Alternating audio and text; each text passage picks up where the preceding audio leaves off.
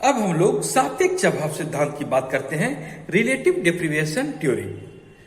तो यह अमेरिकी विद्वानों द्वारा यह सिद्धांत रची गई है। गर इसके प्रमुख विद्वान रहे हैं और उन्होंने कहा है कि सापेक्ष अभाव सिद्धांत जो है, तो एक इसमें मूल्य अपेक्षा की बात होती है।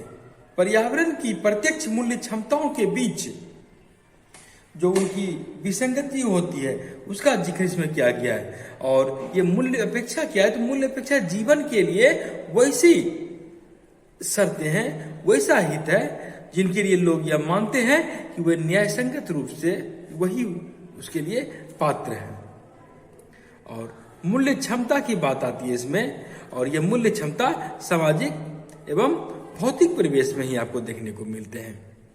और विद्वान जो है गर लिखते हैं कि हताशा, आक्रमण तथा संबंध धमकी, आक्रमण, युक्तियां, सापेक्ष अभाव तथा सामूहिक हिंसा हेतु संभावना के बीच आधारभूत प्रेरणाप्रद संबंध प्रदान करती है।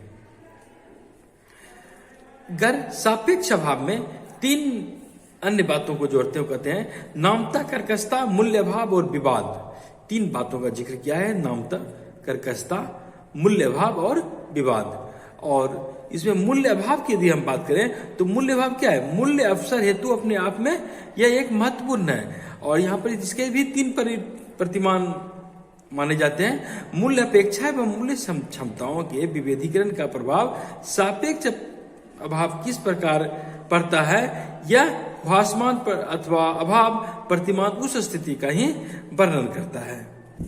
ये ह्रासमान स्थिति क्या होती है, तो आप इसे ऐसे भी समझ सकते हैं कि ह्रासमान स्थिति में यह एक प्रतिमान का वर्णन करता है जिसमें कि अपेक्षा तो अस्थिर रहती है, अपेक्षा तो अस्थिर रहती, क्या अपेक्षा है, और वहीं क्षमताएं व्यक्ति का गिर जाएगा।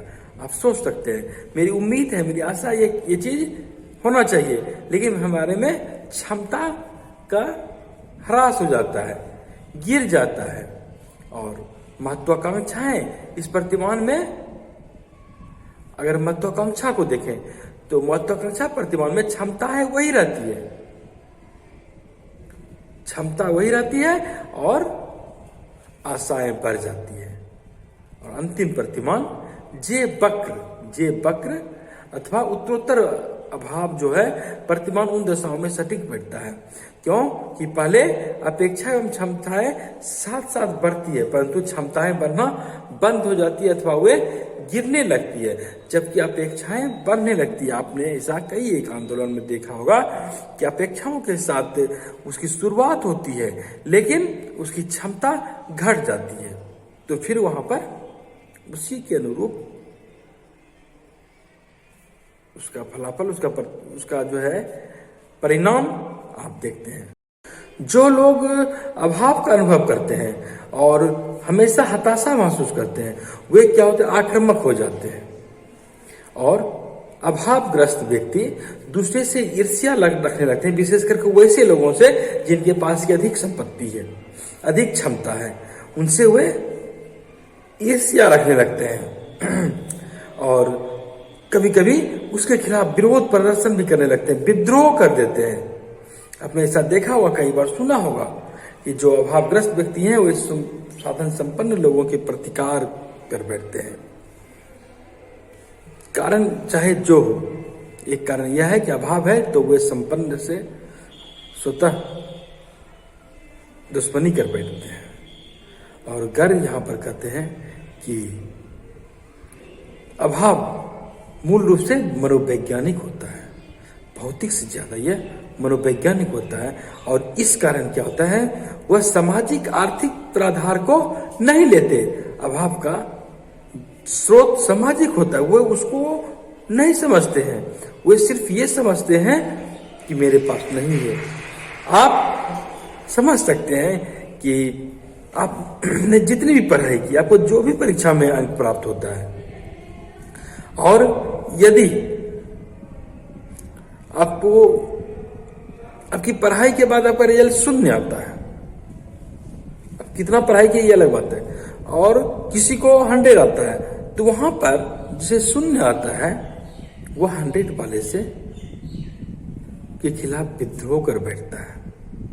उसे लगता है कि मेरा कारण यही है, जबकि गर के अनुसार इसका कारण सामाजिक है, यानी कि उसको पढ़ने का मौका नहीं मिला, आपको अवसर नहीं मिला, नहीं तो आप भी उतना नंबर ला सकते थे। तो यही चीज है, यही चीज सामाजिक आंदोलन के परिप्रेक्ष्य में भी होता है। सापेक्ष अभाव का सिद्धांत यही है, अपेक्षा है लेकिन अभाव है, और अभाव का स्रोत क्या है यह लोग नहीं देखते हैं, और इसका कारण गर सामाजिक आर्थिक रूप में देखते हैं। और अभाव संबंधी इस प्रकार का अर्थ किसी व्यक्ति के किसी अन्य व्यक्ति के विरुद्ध तक ही अगर परिसीमित हो तो वह अपराध का होने लगता है, अपराध की ओर वो प्रवृत्त हो जाता है।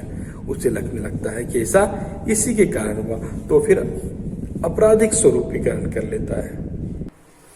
और कभी कभी यह सार्वजनिक स्वरूप में हो जाता है। क्षेत्रीयगत आधार पर आप देखते हैं, समुदाय के आधार पर आपको देखने को मिलेगा, वहां पर जाति का स्तर पर यह चीज देखने को मिलता है। जब यह चीज सामूहिक कार्रवाई का रूप ले लेता है और वह सामाजिक व्यवस्था हेतु विचारधारा के साथ नहीं चलता है, तो वह एक विरोध अथवा विद्रोह ही रहता है, और शायद वह आंदोलन का रूप, सामाजिक आंदोलन का रूप नहीं ले पाता है, उसे मान्यता नहीं मिल पाती है। ये परिवर्तन की चल रही प्रक्रियाओं की बजाय अस्थायी विकार के रूप में बन जाता है।